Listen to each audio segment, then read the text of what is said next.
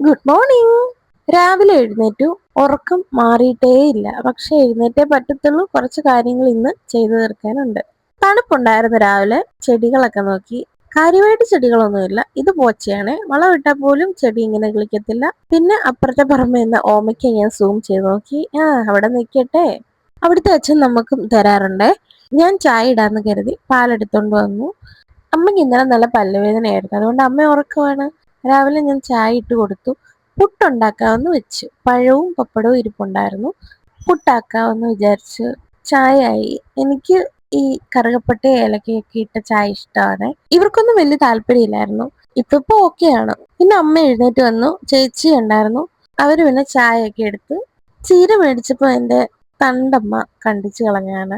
അമ്മ പുട്ടിന് നനച്ചു. ഇന്ന് കാക്കയും കിളികളെയും ഒന്നും കണ്ടില്ല. പിന്നെ ഞാൻ ചായ കുടിച്ചു. പിന്നെ വിളക്ക് കത്തിച്ചായിരുന്നു രാവിലെ. പുട്ടായി. രാവിലെ അങ്ങനെ കഴിഞ്ഞു.